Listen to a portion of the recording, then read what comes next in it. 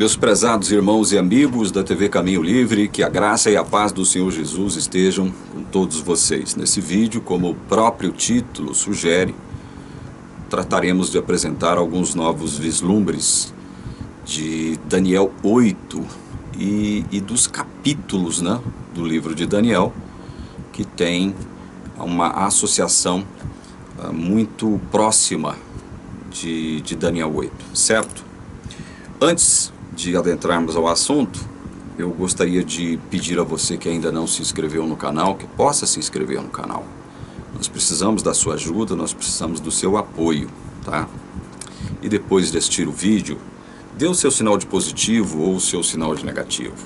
Nós precisamos disso também, para que o YouTube possa recomendar os conteúdos produzidos aqui pela TV Caminho Livre, certo? Muito bem. Um outro aviso rápido aqui. Então, logo eu consiga um número expressivo de membros aqui do canal, eu vou começar a produzir conteúdos exclusivos. Por enquanto não é possível ainda produzir conteúdos exclusivos por conta do pequeno número de membros que eu ainda tenho, tá? Mas se você puder contribuir conosco com R$ 6,99 por mês, sendo um membro efetivo do canal, isso também nos ajudará a continuar mantendo o nosso ministério. Não a TV Caminho Livre, mas o nosso ministério aqui, certo? Muito bem. Dito isto,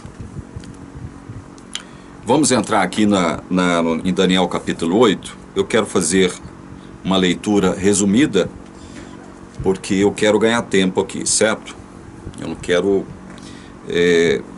deixar o tempo passar sem, evidentemente, apresentar, como eu propus, a partir do título do vídeo, novos vislumbres, alguns novos vislumbres, certo?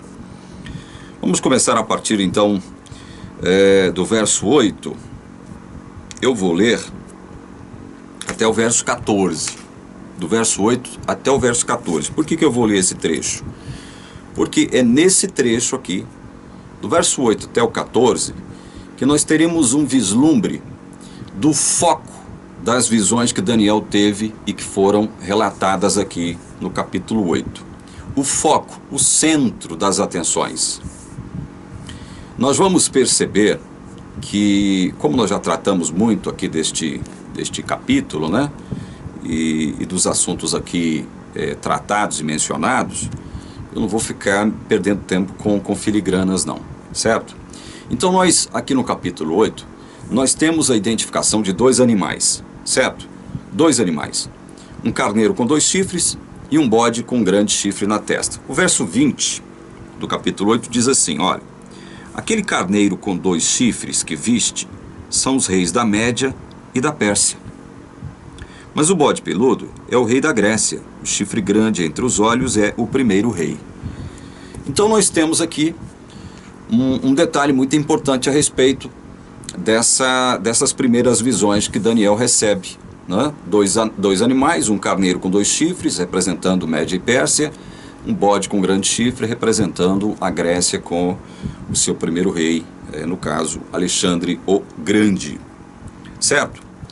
E agora nós vamos adentrar a uma parte destas visões relatadas, dessa razão relatada por Daniel, aqui no seu livro. Nós vamos entrar no foco, no centro dela, tá?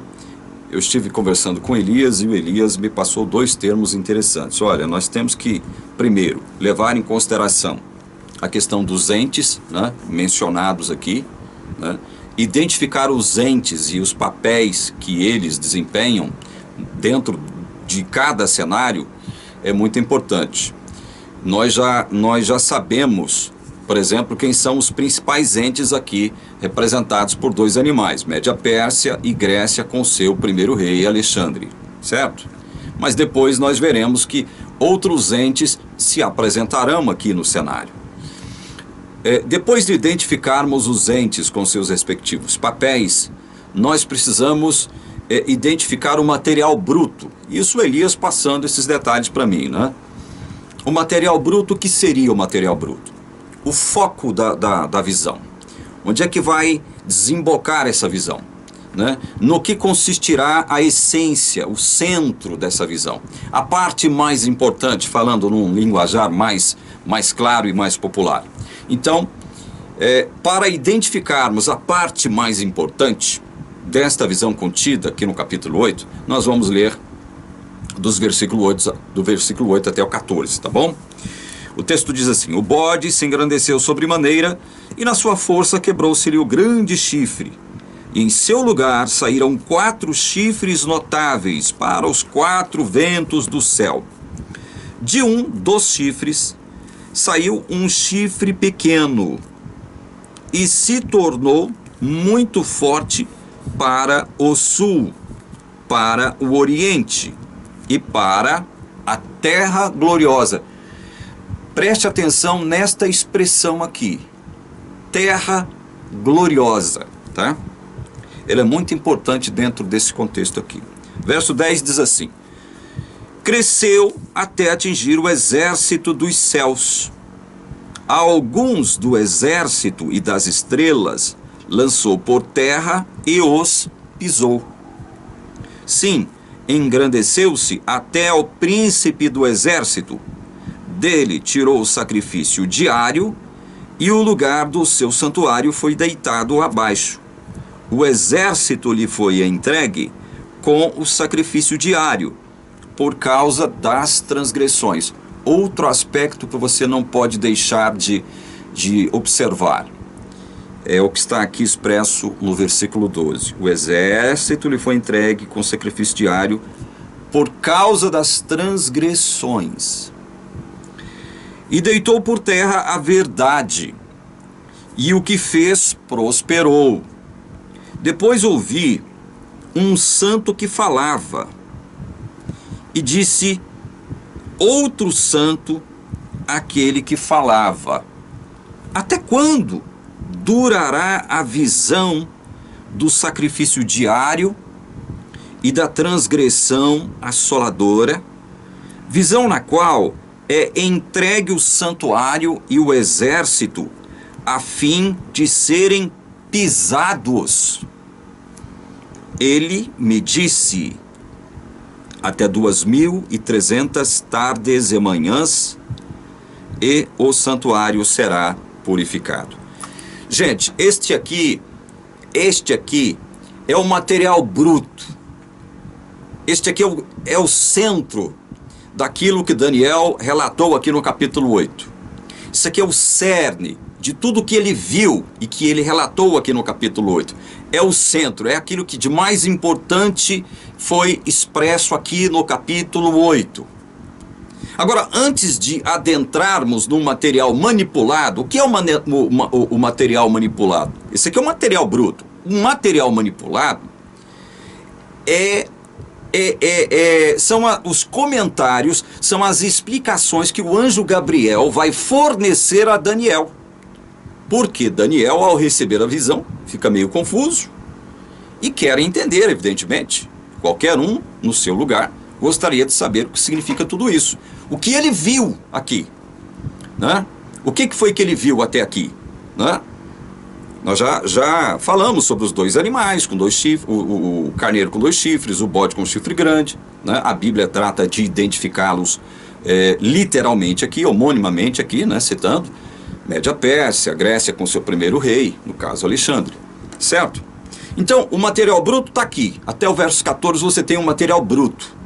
O que vem depois é o material manipulado. São os comentários e as explicações fornecidas pelo anjo Gabriel a Daniel. Mas antes de adentrarmos ao material manipulado, vamos entender o cenário de Daniel.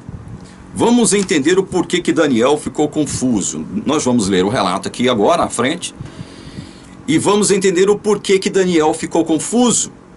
E por que Daniel pensou até que esta visão que ele havia recebido se tratava de algo vindo não da parte de Deus.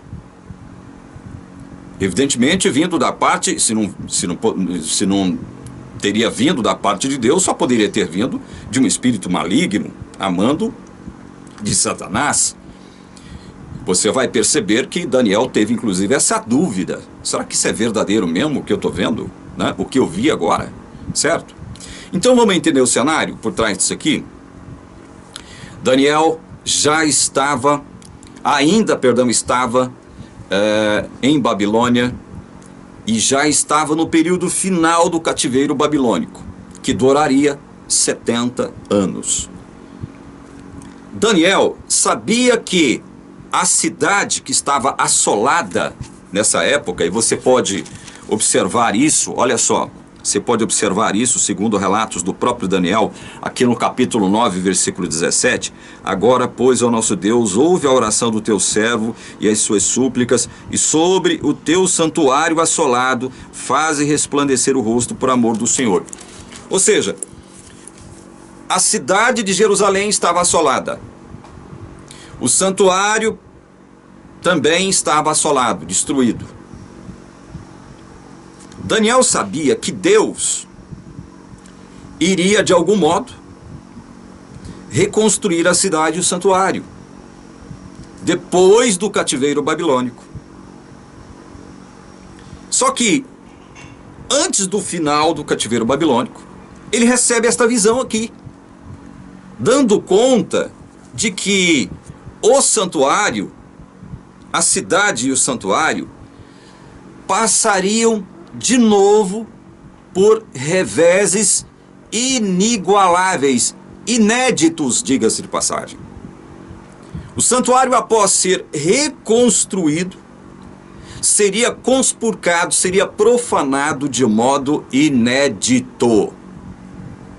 Daniel, então, ao receber essa visão, ele fica confuso justamente por isso. Mas espera lá, depois do cativeiro babilônico, Deus vai reconstruir a sua cidade, Jerusalém, e vai reconstruir o seu tabernáculo, o seu santuário.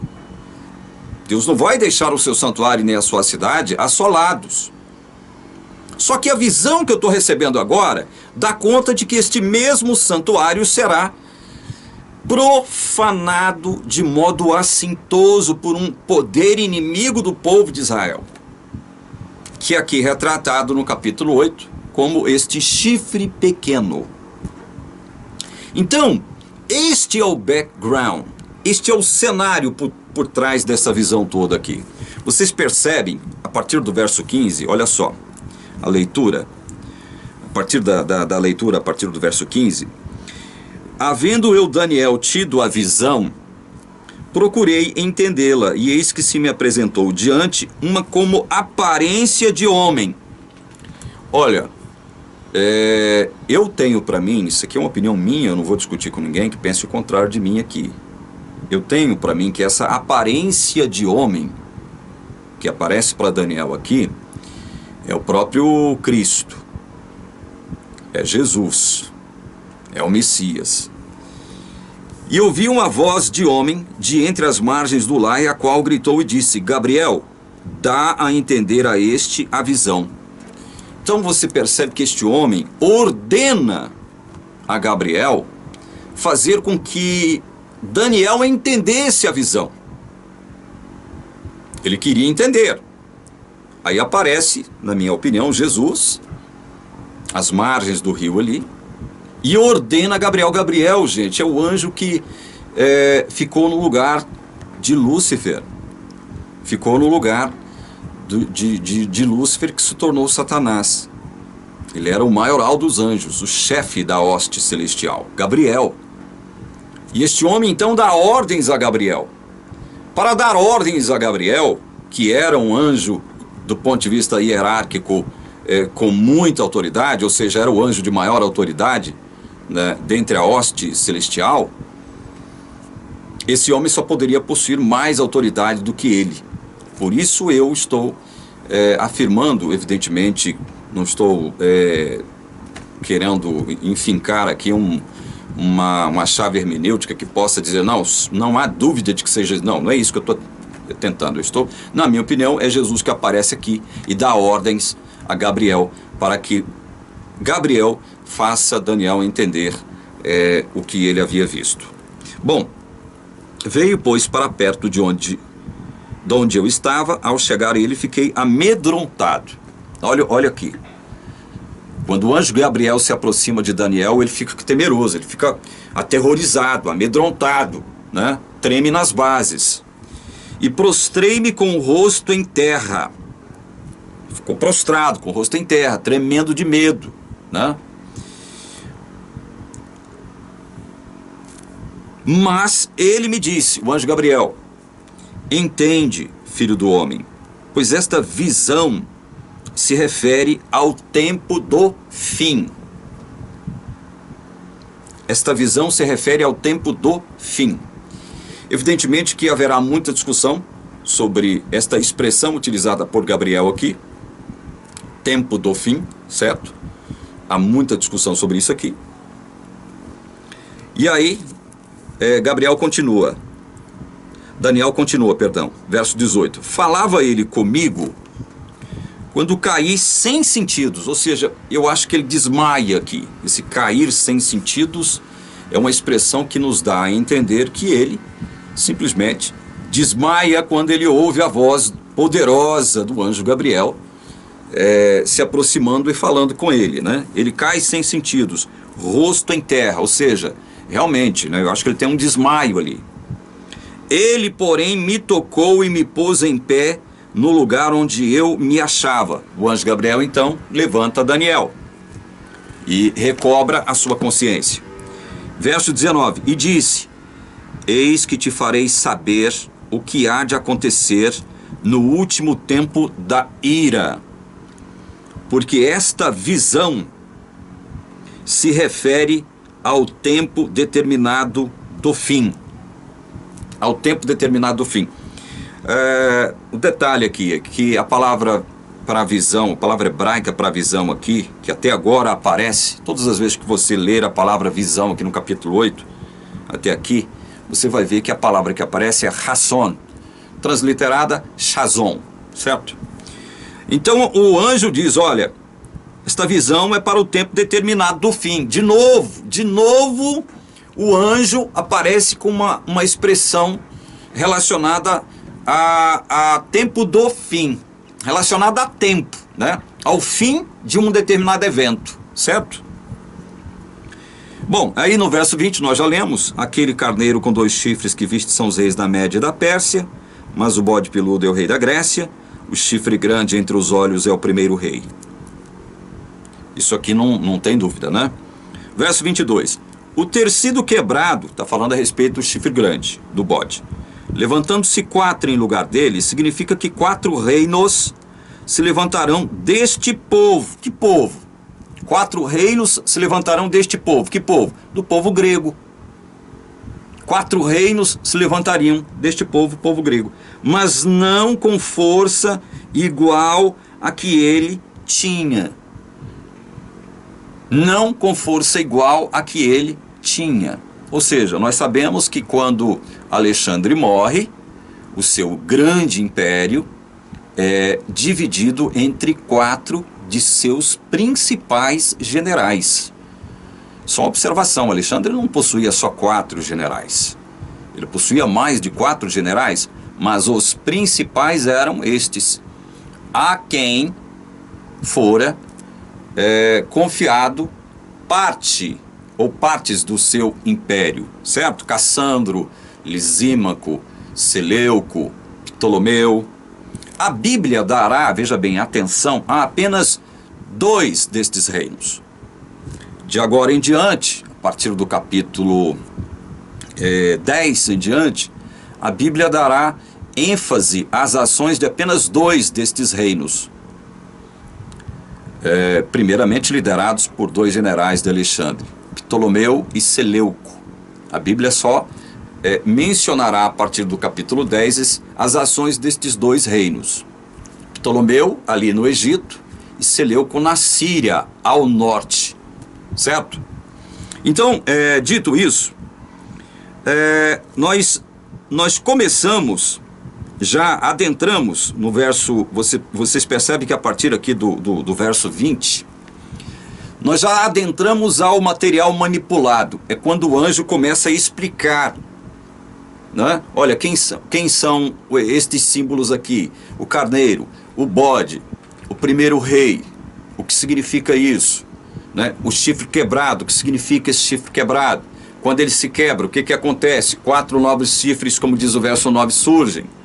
E aí ele identifica aqui no verso 22, o anjo identifica para Daniel, olha, esses 4 chifres que surgem no lugar do chifre grande, são 4 reinos que se levantarão deste povo. Que povo? O povo grego, que era o povo que dominava.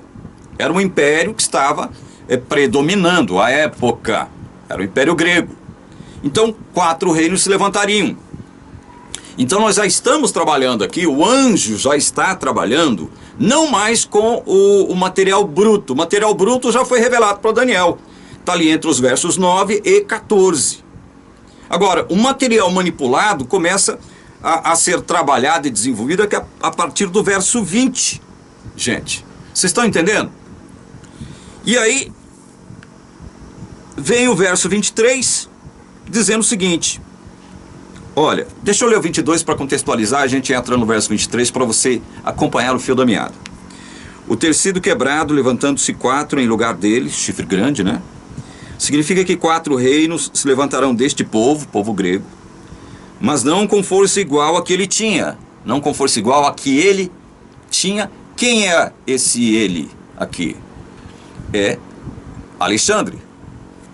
Mas no fim do seu reinado, ou seja, no fim do reinado de Alexandre, quando os prevaricadores acabarem, esta é uma frase intrincada que nos oferece a possibilidade de fazer diversas interpretações aqui, né? Mas nós não podemos perder o foco daquilo que Gabriel diz. No fim do seu reinado, ele está falando do chifre grande da cabeça do bode que foi quebrado, né? No fim do seu reinado, não dos seus reinados, certo? Ele está falando, então, fazendo uma referência ao fim do reinado desse primeiro rei, identificado pela história como Alexandre. No fim do seu reinado, quando os prevaricadores acabarem, nós vamos tratar disso daqui a pouquinho, levantar-se-á um rei de feroz catadura e especialista em intrigas. Então ele está falando que depois que o Império Alexandre morresse e o seu reino fosse dividido entre 4 de seus principais generais, surgiria ali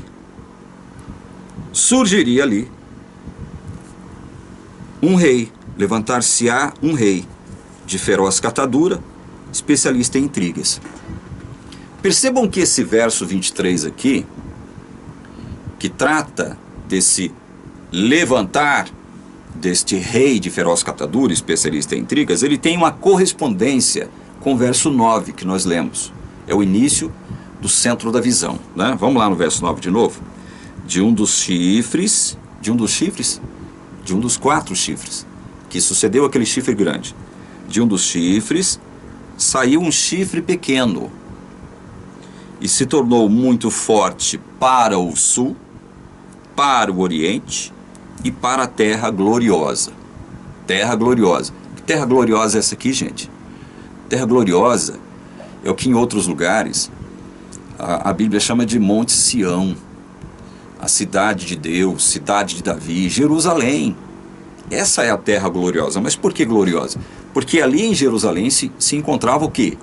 O templo, de onde Deus se manifestava para o seu povo. É por isso que a terra é chamada de gloriosa, certo? Então, o verso 23, que já está dentro desse material manipulado, né? O material manipulado são os comentários, são as explicações que o anjo Gabriel está dando, oferecendo a Daniel, para explicar o que foi que ele viu no material bruto, entendem? Então, o verso 23 tem uma correlação com o levantar do chifre pequeno, com o aparecer nesse cenário do chifre pequeno. Ele aparece de um dos chifres, de um dos 4 chifres, certo? E aí, existe, daqui a pouco a gente continua, existe aquele entendimento que a teologia adventista dá para poder dizer o seguinte, olha, o chifre pequeno mencionado aqui no versículo 9, ele não sai de um dos chifres.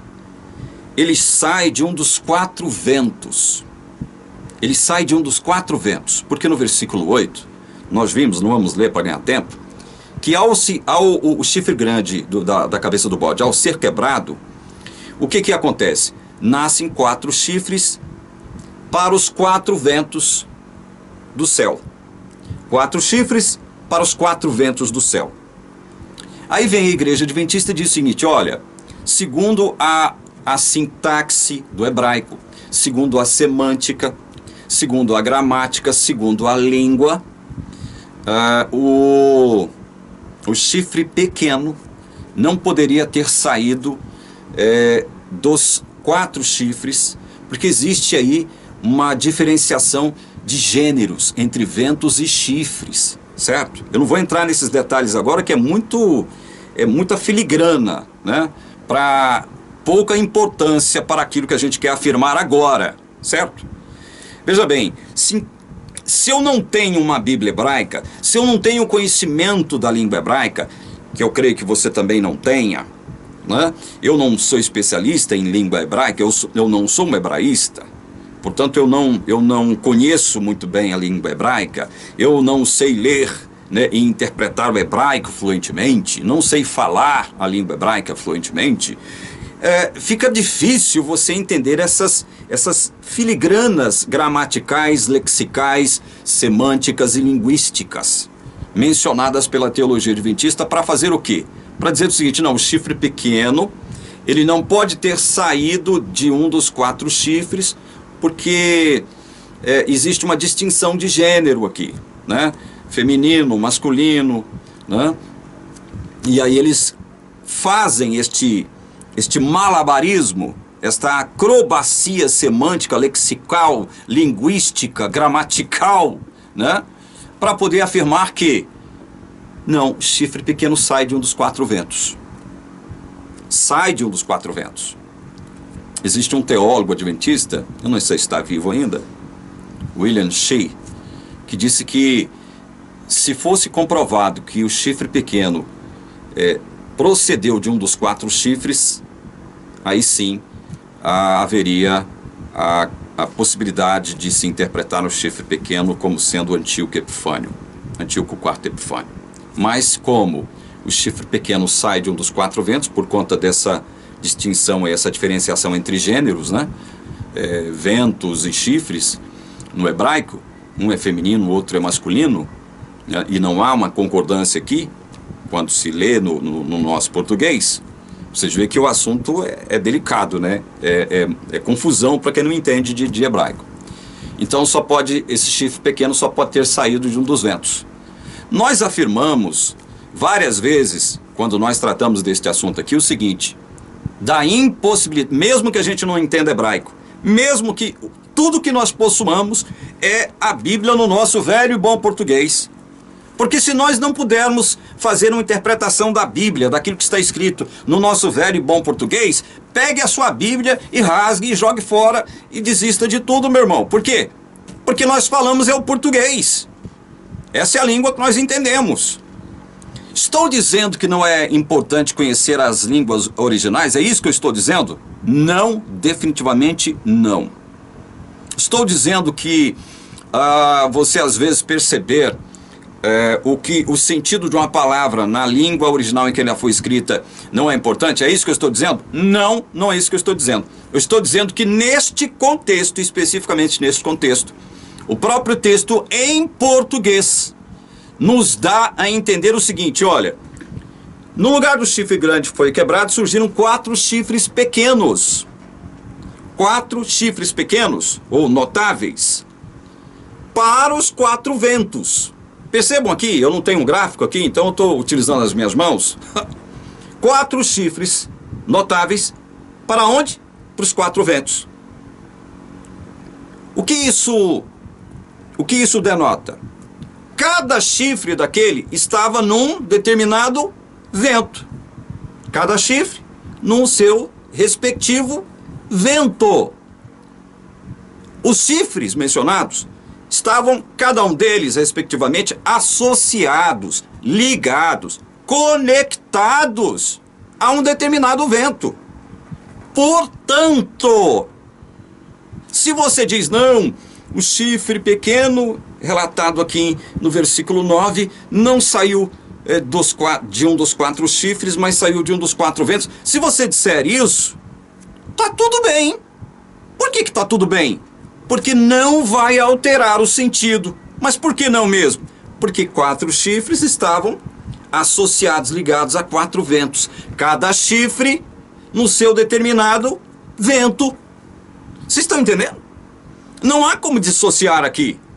E os ventos aqui têm o sentido dos 4 pontos cardeais. Ou seja, os ventos aqui indicam um posicionamento espacial, geográfico. Cada chifre estava num determinado ponto geográfico respectivo. Cada chifre no seu ponto. E nós sabemos que esses 4 chifres são representação pictórica de 4 dos principais generais de Alexandre que repartem o império entre si. Cada um deles estava num determinado espaço geográfico, ora bolas. Isso é tão óbvio. Isso é tão claro que não é preciso lançar mão aqui das filigranas hebraicas neste contexto para que você possa entender o que eu estou tentando explicar para você. E uma outra prova disso que eu estou falando, a respeito dos chifres conectados aos ventos, se encontra no próprio livro de Daniel, capítulo 11. Daqui a pouquinho a gente volta ao material manipulado do capítulo 8. Leia comigo Daniel, capítulo 11, do versículo 1 até o 4. Diz assim, olha: mas eu, no primeiro ano de Dario, o Medo, me levantei para o fortalecer e animar. Agora eu te declararei a verdade. Eis que ainda 3 reis se levantarão na Pérsia, e o 4º será acumulado de grandes riquezas mais do que todos. E, tornado forte por suas riquezas, empregará tudo contra o reino da Grécia. Depois se levantará um rei poderoso, Alexandre, que reinará com grande domínio e fará o que lhe aprouver. Mas, no auge, o seu reino será quebrado, morte de Alexandre, e repartido para os 4 ventos do céu, mas não para a sua posteridade, nem tampouco segundo o poder com que reinou, porque o seu reino será arrancado e passará a outros fora de seus descendentes. Vocês perceberam um detalhe aqui? Logo após a explicação aqui de Daniel, mas no auge, o seu reino será quebrado, uma menção evidentemente simbólica à morte de Alexandre, e repartido para os 4 ventos do céu, não para a descendência de Alexandre, ficou claro aqui, mas como lá no verso 8 está expresso, 4 de seus principais generais, 4 ventos do céu. Aqui não é mencionado de forma numérica e literal, né, os 4 chifres. Eles não são mencionados aqui. Aqui a explicação já vai direto para os 4 ventos dos céus.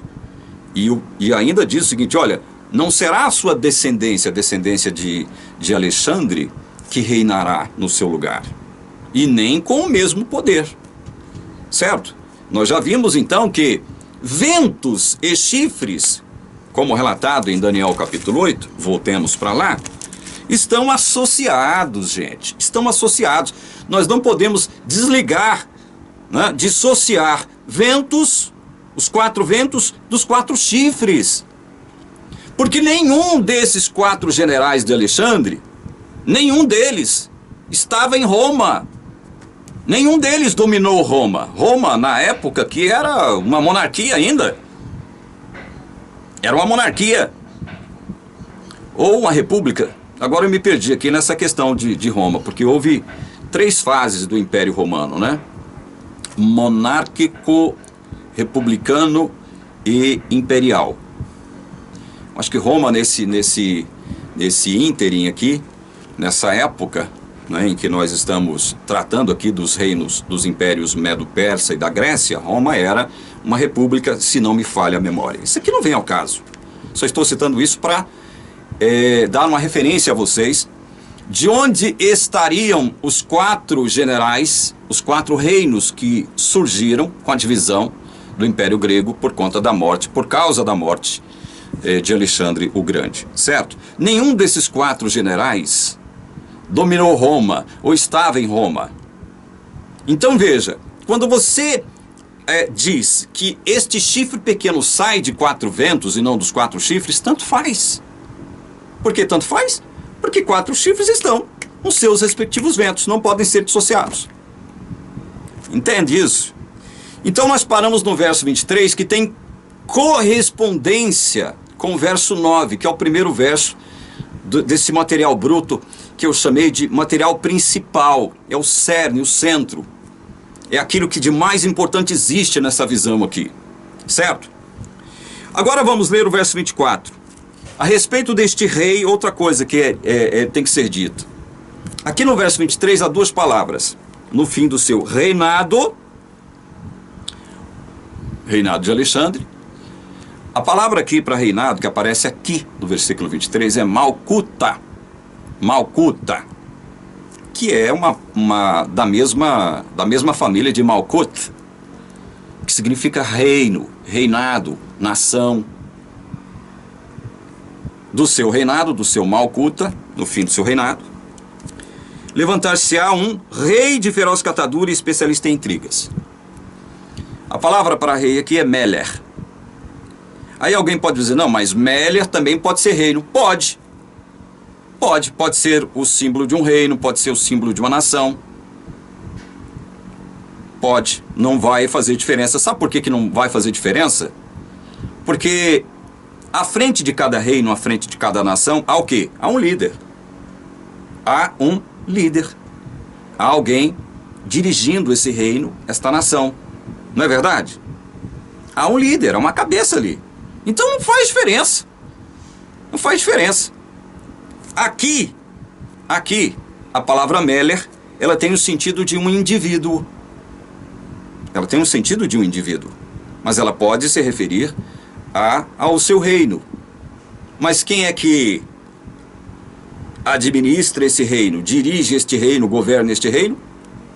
Um Meler, um indivíduo, uma cabeça, certo? E está dizendo que ele, olha só, levantar-se-á um rei de feroz catadura e especialista em intrigas. Nós poderíamos aplicar isto aqui, esse detalhe desse material manipulado aqui, a Roma, a todos os imperadores romanos, ou a todos os papas. Por que eu estou falando isso? Porque a teologia adventista, vocês sabem muito bem, vai dizer que esse chifre pequeno é uma representação tipológica de Roma pagã e de Roma papal. Como na última live que eu fiz a respeito de Apocalipse 17, vocês também perceberam, eu li um trecho do livro Questões sobre Doutrina. Para a Igreja Adventista, Roma pagã e Roma papal eram a mesma coisa, porque Roma papal, na verdade, era uma espécie de continuação de Roma pagã. Era uma extensão de Roma pagã. Roma papal era uma coisa só porque estava ligado, Roma papal estava ligada a Roma pagã, estava associada a Roma pagã. Era uma extensão, era um desdobramento de Roma pagã, Roma papal. Então, nós poderíamos aplicar isso aqui, um rei de feroz catadura, especialista em intrigas, a todos os imperadores romanos, a todos os papas da história? Não há a mínima condição, né? Vocês sabem disso. Mas vamos para o verso 24. Grande é seu poder, mas não por sua própria força. Será que nós poderíamos aplicar isso aqui ao grande Império Romano? Que foi grande, mas não por causa de seu próprio poder, ou por causa de sua própria força? Nós poderíamos aplicar isso aqui ao Império Romano? Poderíamos. Não há também nenhuma possibilidade de nós afirmarmos isso a respeito do Império Romano, não é? Não há.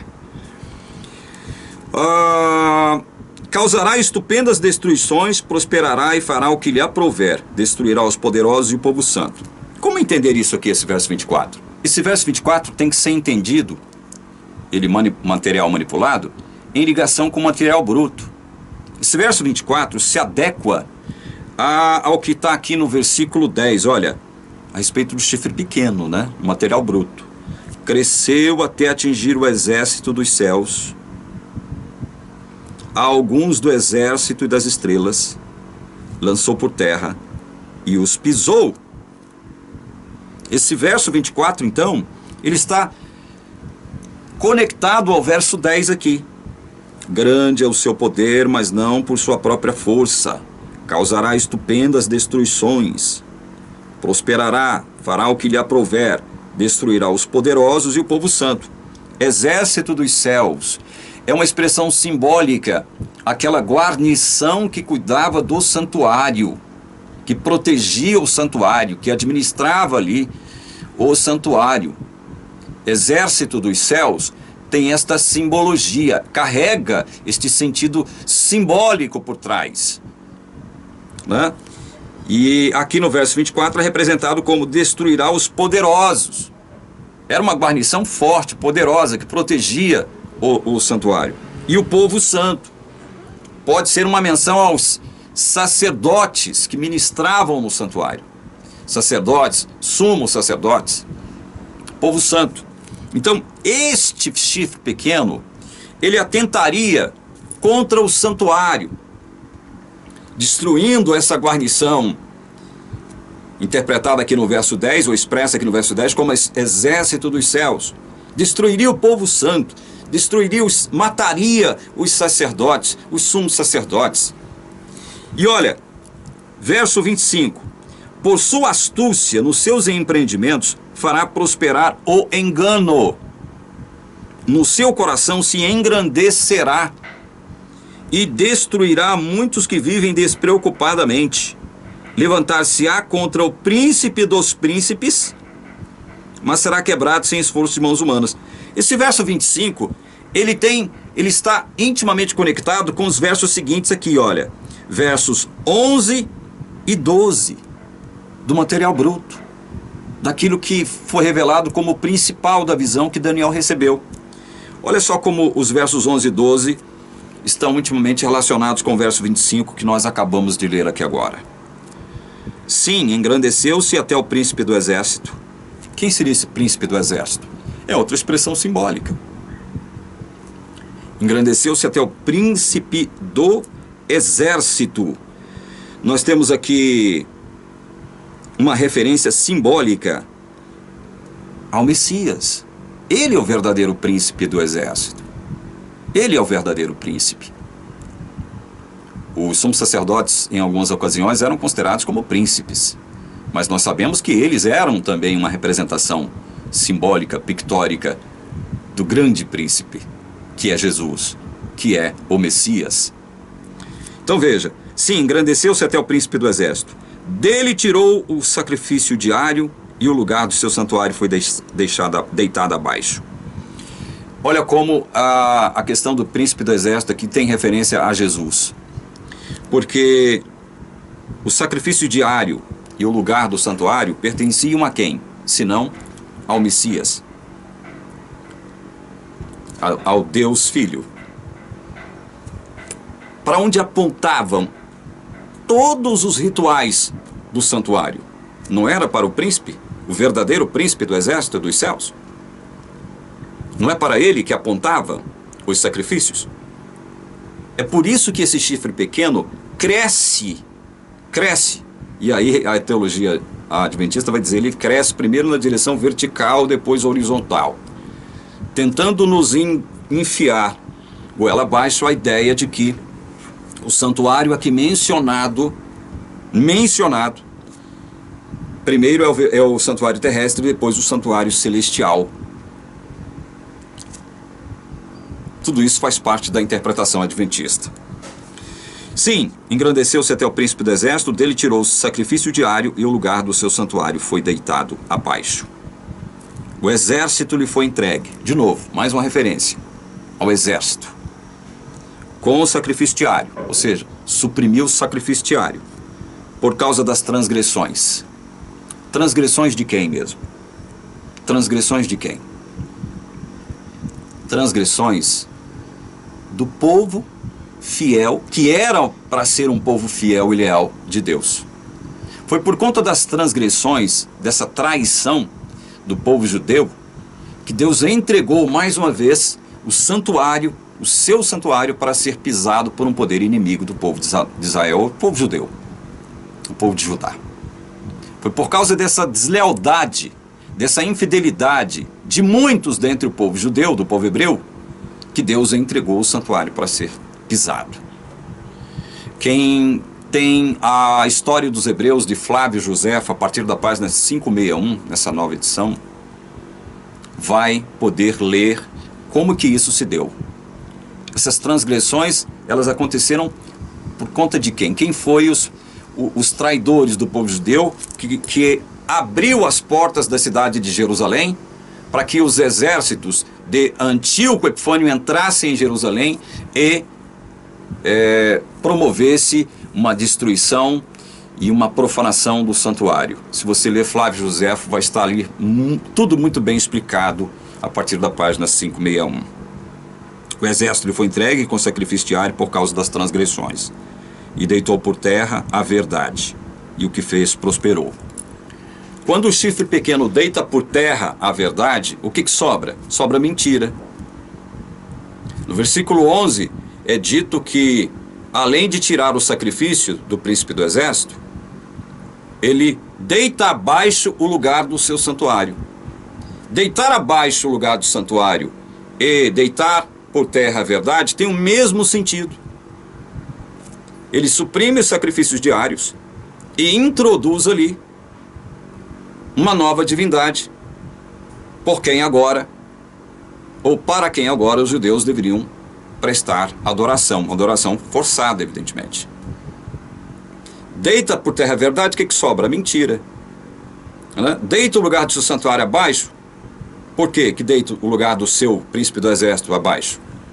O que ele coloca ali quando ele faz isso? Uma nova divindade, uma outra divindade. Uma divindade pagã, falsa. Um Deus falso. No lugar do Deus da adoração ao Deus verdadeiro. Gente, percebam que eu estou fazendo aqui uma correlação entre o material manipulado, a partir do verso 20 do capítulo 8, com esse material bruto. Um fato que tem que ser enfatizado agora com muita ênfase, com muita força, ainda que tautologicamente dizendo isso, né? É que essa visão relatada, descrita aqui a partir do verso 9 até o verso 14, ela se dá onde? Ela fala das ações desse chifre pequeno onde? Ela vai tratar de ações do chifre pequeno lá no sul, lá no oriente? Vai tratar das incursões, das conquistas desse chifre pequeno lá no sul e do oriente? É disso que essa visão trata? Ela faz uma referência que esse chifre pequeno fez incursões ao sul e fez incursões no oriente. Só isso. Mas quando trata de descrever as principais ações desse chifre pequeno aqui, ela circunscreve as ações desse chifre pequeno onde mesmo? Na terra gloriosa. Existe um argumento aí da teologia adventista dizendo o seguinte: não pode ser Antíoco, porque Antíoco foi insignificante, foi um reizinho sem vergonha, foi um reizinho medíocre, pobre, não conquistou muita coisa, ele não fez grandes conquistas como as que Nabucodonosor, Ciro, Alexandre e outros fizeram. Mas é verdade mesmo. É verdade. A própria visão aqui de Daniel 8, ela não expande, ela não nos dá espaço para que você possa expandir aqui as ações do chifre pequeno. Ele foi pequeno porque concentrou, veja bem, as suas incursões em duas regiões somente, e a terra gloriosa que ficava entre essas duas regiões, o oriente e o sul ali. É isso. As ações do chifre pequeno que foram descritas aqui, estavam circunscritas à terra gloriosa, gente. Isso é digno de nota, nós não podemos perder isso de vista.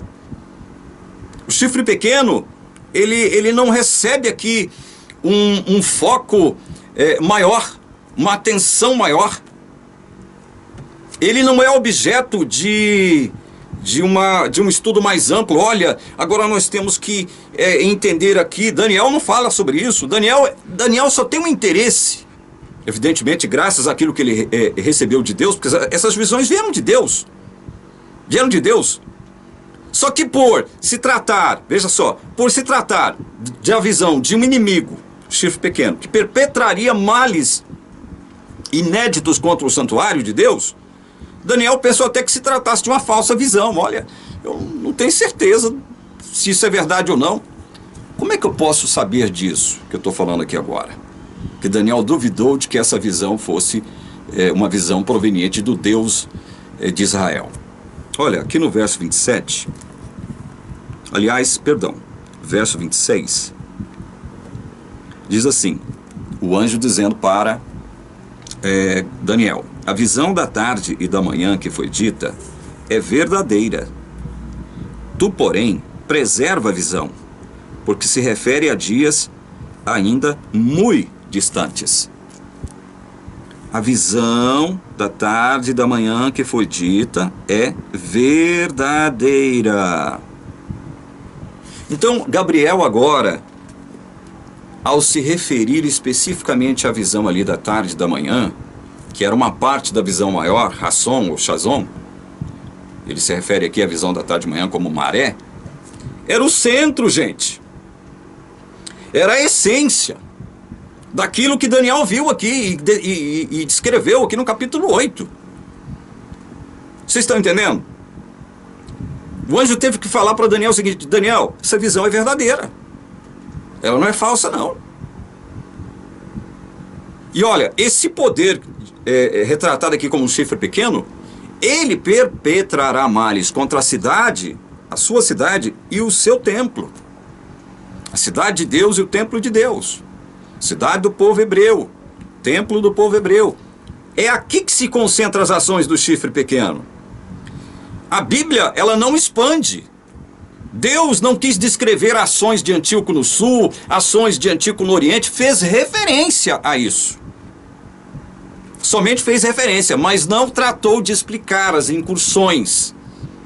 Portanto, esse negócio de ir na história e ficar descrevendo o seguinte: olha, Antíoco foi um rei medíocre porque quando foi para o Egito teve uma certa conquista, mas depois foi obrigado a sair com o rabinho entre as pernas, foi para o Oriente e também enfrentou muitos inimigos poderosos que o fizeram voltar para a Babilônia. Enfim, olha, é disso que a Bíblia está tratando aqui? É disso que a visão de Daniel está tratando? Não, senhor, não, senhora.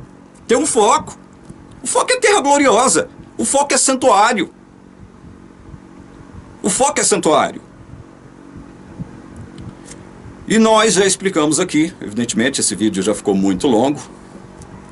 Nós explicamos aqui as razões pelas quais Daniel recebe a visão de Deus, dizendo o seguinte: olha, o anjo diz para ele: até 2.300 tardes e manhãs e o santuário será purificado. Daniel fica confuso. Chega um instante em que ele perde a consciência porque ele fica temeroso, amedrontado diante da presença do anjo Gabriel. Fica muito... A cabeça dele começa a dar um nó. Justamente por quê? Porque ele está vendo que o templo seria de novo profanado, de modo inédito agora. Os sacrifícios diários seriam eliminados, suprimidos. No lugar desses sacrifícios, a mentira seria colocada ali. A mentira, representada evidentemente por um deus pagão, que Daniel lá na frente, no capítulo 11, deixa claro. Ele chama de abominação desoladora, no capítulo 11, no capítulo 12. Então veja, 2.300 tardes e manhãs é uma referência, veja bem, é uma referência aos sacrifícios que deveriam ser realizados nesse período em que eles foram suprimidos. É por isso que Daniel, ao invés de... É por isso que a visão do anjo, ao invés de se referir a dias, olha, depois de tantos dias o santuário será purificado. Não, ela se refere à quantidade de sacrifícios que seriam realizados num determinado período. E aí o anjo cita 2.300 tardes e manhãs. Por quê? Porque em cada manhã e em cada tarde era realizado um sacrifício. Nós não podemos perder de vista também um detalhezinho. Pode parecer insignificante, mas é importante. Aos sábados, o sacrifício contínuo consistia de 2 sacrifícios de manhã e 2 à tarde, somente no sábado. E aí vem o anjo e diz, olha, depois de 2.300 tardes e manhãs, ou seja, uma referência aos sacrifícios diários que eram realizados tarde e manhã. A teologia adventista, para desvirtuar esse entendimento, diz o seguinte, não, tarde e manhã é uma referência a dias, porque lá no Gênesis está dito isso. E houve tarde e manhã, dia tal, houve tarde e manhã, dia tal. E por isso nós interpretamos isso aqui como um dia, e um dia em profecia é um ano. Há a menção da palavra dia aqui no versículo 14, irmãos? Não há. Yom, ou Yamin. Yom e Yamin. Yom, plural, Yamin, aliás, Yom, singular, Yamin, plural, não estão aqui no original hebraico. Não aparecem aqui. O princípio de ano está baseado na expressão cada dia te dei por cada ano. Cada dia por cada ano. Você não pode pegar aqui uma expressão simbólica, tarde e manhã. Não, tarde e manhã, no Gênesis era símbolo de um dia, então você aplica aqui tarde e manhã também não. Então são 2.300 dias. 2.300 dias em profecia são 2.300. Você não pode fazer isso, porque a palavra dia ou dias não aparece aqui. Você não pode fazer esse tipo de interpretação forçada. O princípio é cada dia te dei por cada ano. Então, onde há expressamente, literalmente a palavra dia, você poderia, não estou falando que você deve não, mas poderia fazer esse tipo de aplicação. Não estou concordando com esse princípio. Eu estou simplesmente tentando explicar do modo como vocês querem fazer-nos entender. Não há expressão dia nem dias aqui, em 2.300 tardes e manhãs. Não há. Você poderia até fazer esse tipo de interpretação se no texto houvesse, olha, tarde e manhã, 2.300 tardes e manhãs, 2.300 dias. Você poderia até fazer aí a interpretação a partir disso. Poderia. Mas não há. 2.300 tardes e manhãs tem ligação com os sacrifícios diários que foram suprimidos. Se em cada dia eram sacrificados 2 animais, um de manhã e outro à tarde, o que se deve supor? Que o período aqui implicitamente mencionado, implicitamente aqui contido no texto, são 1.150 dias. 1.150 dias. Aí a teologia adventista fala, mas não há nenhum texto, não há nenhum dado, nenhuma informação de que Antíoco Epifânio perpetrou os males em exatos 1.150 dias. Realmente não há mesmo. Não há mesmo, porque não era esse o foco da visão de Daniel. Deixar claro aqui e especificado o seguinte, olha, Antíoco vai começar as suas profanações no dia tal, na hora tal, e vai terminar no dia tal, na hora tal. Não é esse o interesse da profecia aqui, não é esse o foco da profecia, não é esse. E por que há um entendimento favorecendo 1.150 dias ao invés de 2.300? Porque aqui no capítulo 12, olha só como é interessante isso. No capítulo 12 do próprio livro de Daniel, você tem aqui no capítulo 12, versículo 11, o seguinte, olha só como isso é interessante. Depois do tempo em que o sacrifício diário for tirado, tá vendo que isso aqui é uma referência ao capítulo 8? O sacrifício diário foi tirado por quem? Qual poder? Chifre pequeno. Chifre pequeno. Foi ele que suprimiu o sacrifício diário. Então, depois do tempo em que o sacrifício diário for tirado e posta a abominação desoladora, essa abominação desoladora, esse termo não aparece no versículo 8, no capítulo 8. Não aparece. Mas o que dá a entender que o chifre pequeno substituiu a adoração, a verdadeira adoração de Deus para uma adoração falsa ali. Quando ele diz, o lugar do seu santuário foi deitado abaixo. Né? Deitou a verdade por terra e o que fez prosperou. Então, quando você deita o lugar da habitação de Deus abaixo, é porque você está, com isso, tentando não somente destruir, tentando, né? Que é impossível destruir o governo de Deus, o senhorio de Deus, a soberania de Deus. Ou a adoração, no máximo a adoração, né? Você não está tentando só impedir a adoração ao Deus verdadeiro. Você está substituindo, fazendo uma substituição. O fato de deitar a verdade por terra significa o quê? Quando você deita a verdade, o que permanece? A mentira, certo? Então, houve ali implicitamente uma substituição do verdadeiro culto a Deus. Houve ali uma substituição. O chifre pequeno, ele não só suprimiu os sacrifícios diários, como ele incutiu ali, colocou ali dentro do santuário uma divindade pagã falsa para ser obrigatoriamente adorada pelo povo judeu, certo? E o verso 11 aqui, vamos ler? Depois do tempo em que o sacrifício diário for tirado e posta a abominação desoladora, haverá ainda 1290 dias. Ele não está falando aqui de 2300 dias, não. Ele está falando de 1290. 1290 dias. Aí alguém fala, não, mas você está falando que é 1150 lá. Gente, é o que eu estou tentando dizer para vocês agora. Deus, quando dá essa visão, ele não tem essa preocupação de estar medindo milimetricamente ou mensurando milimetricamente ou diariamente o que aconteceria em exatos tantos dias, Ele simplesmente está preocupado com o fato em si, o fato em si. 1150 dias. Se você leva em consideração que aos sábados, nesses 1150 dias aí, provavelmente 150 e poucos sábados surgiria. Aos sábados eram realizados 4 sacrifícios, e não apenas 2. Então você teria que acrescentar aí mais 2 sacrifícios em cada um desses 150 sábados. Você vai ver que dá mais ou menos isso, mais ou menos 1290 dias. Mais ou menos isso. Veja, isso também aqui não é coisa a gente ficar preso nisso aqui não. O adventista gosta de data, gosta de ficar marcando data. Quando o próprio Cristo disse em Atos 1, versículo 7, aí eu faço questão de ler isso, que é para parar com esse negócio da gente ficar preocupado. Olha, tal dia, tal hora, tal dia de tal mês, de tal ano. Atos 1, versículo 7 diz assim, olha, não vos compete conhecer tempos ou épocas que o Pai reservou pela sua exclusiva autoridade.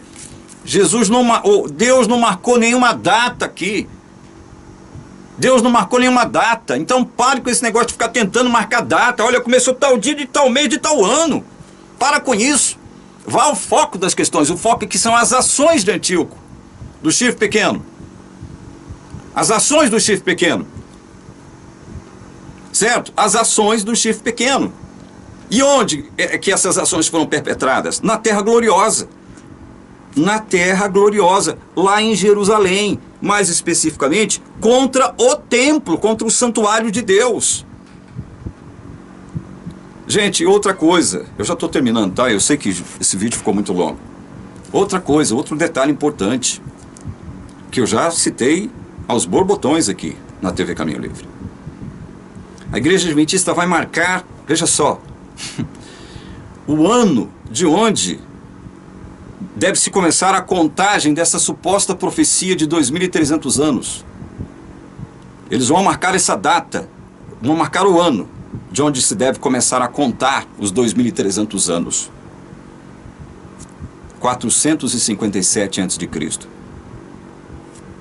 Qual era o reino predominante?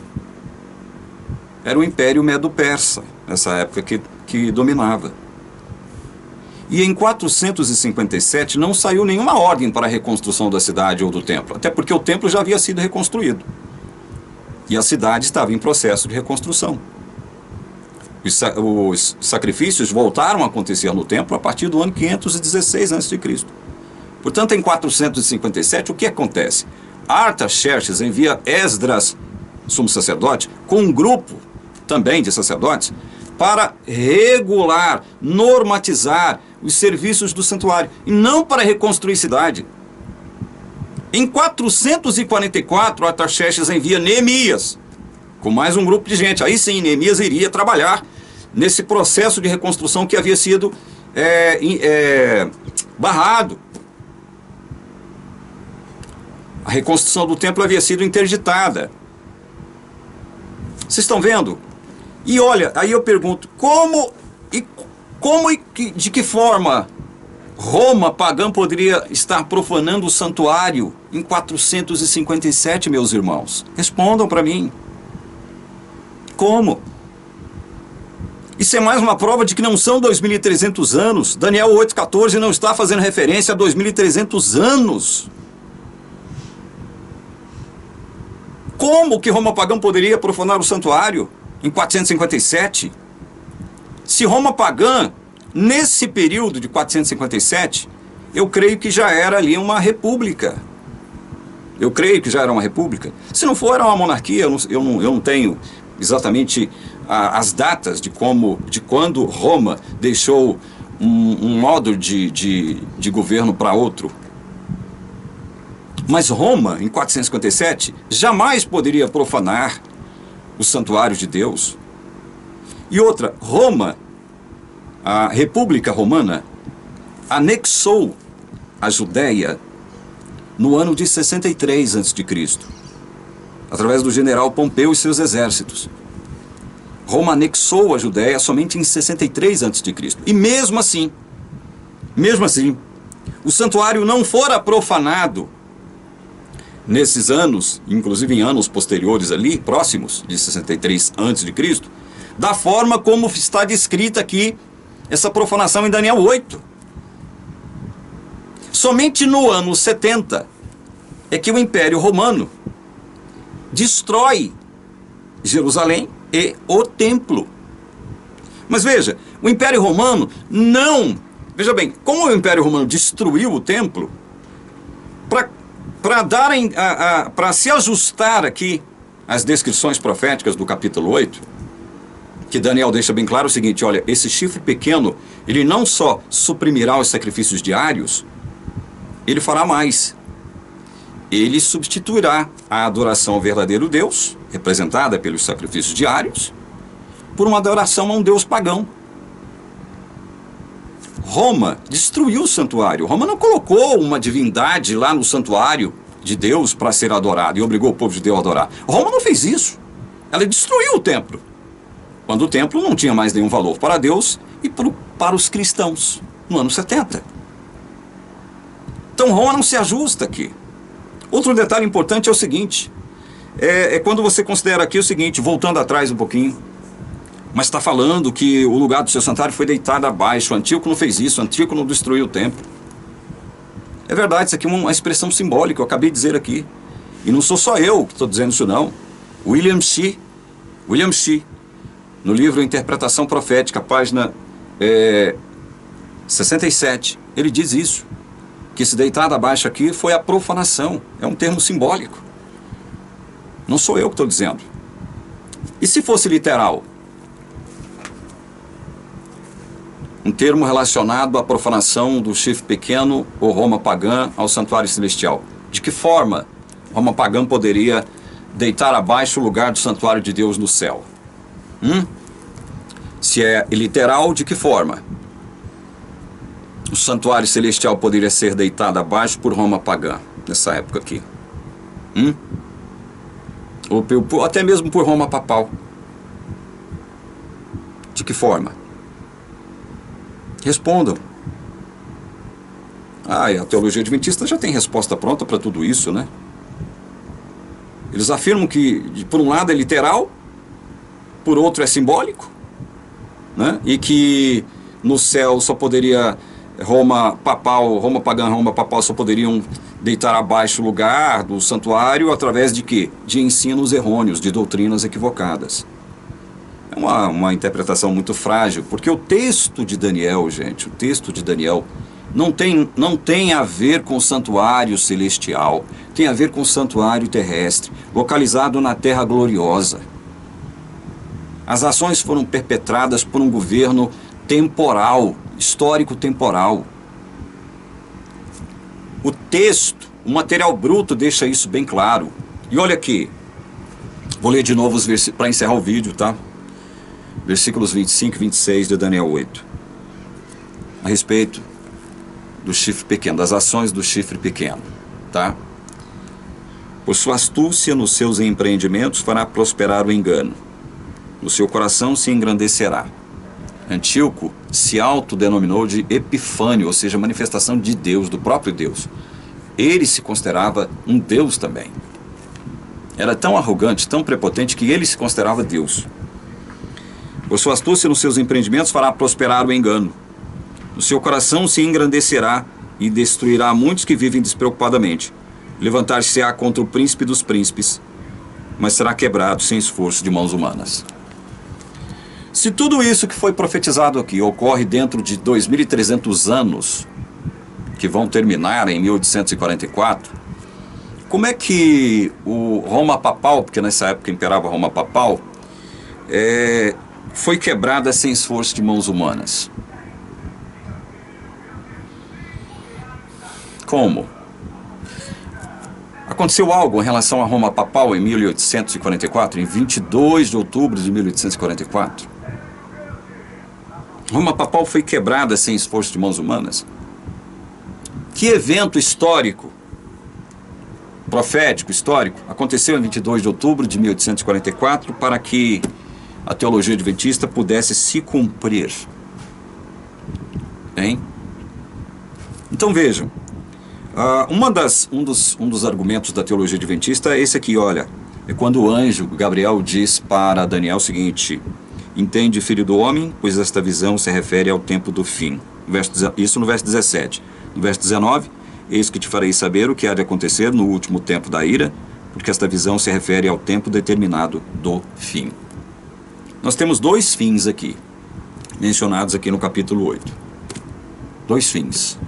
Um é o que acabei de referir aqui agora: a morte do chifre pequeno, que seria quebrado sem auxílio sem esforço de mãos humanas. Roma pagã não se enquadra aqui. Antíoco morreu de modo misterioso. O Joséfo vai dizer isso. Antíoco, quando começou a perder o seu poder e ficou sem recursos para poder manter um exército poderoso, começou a se alquebrar, né, emocionalmente derrotado. Ficou tão ruim, mas tão ruim, que ele morreu de forma misteriosa. Ninguém sabe como que ele morreu, por que ele morreu, sem esforço de mãos humanas, cumprindo a profecia. Isso aqui não se enquadra a Roma pagã. Em 22 de outubro de 1844, Roma pagã não morreu desse jeito. Roma papal. Não morreu desse jeito.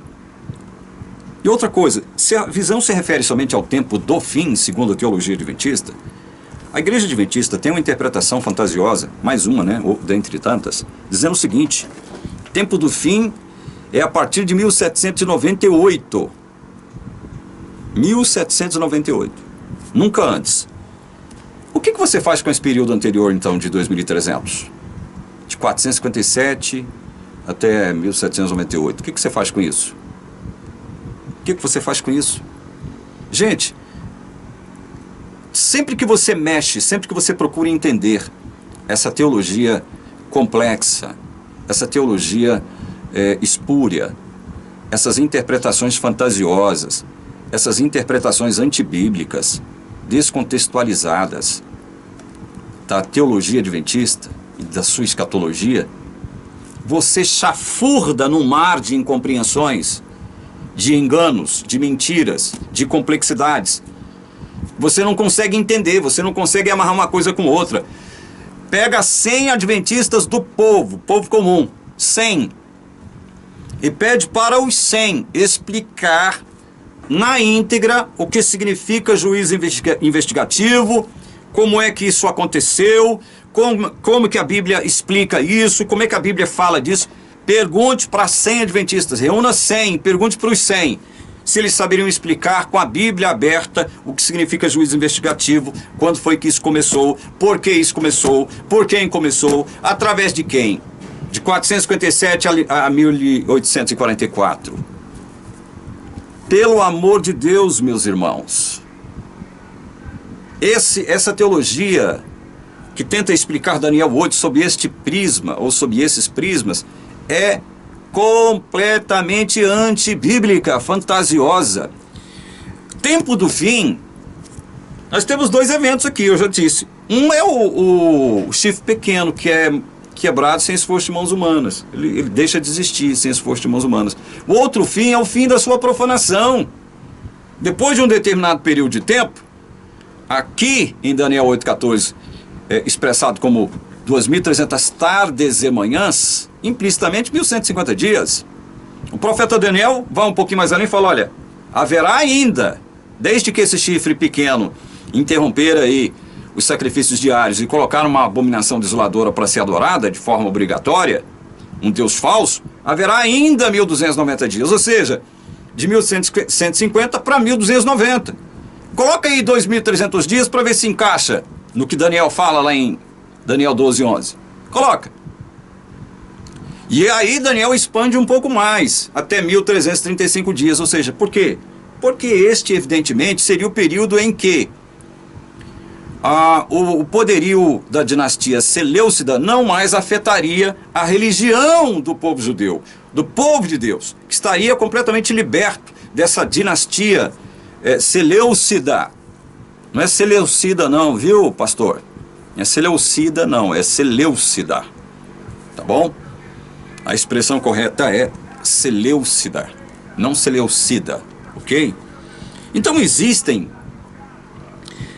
muitos fatores dando a entender o seguinte: tempo do fim. Por que tempo do fim também?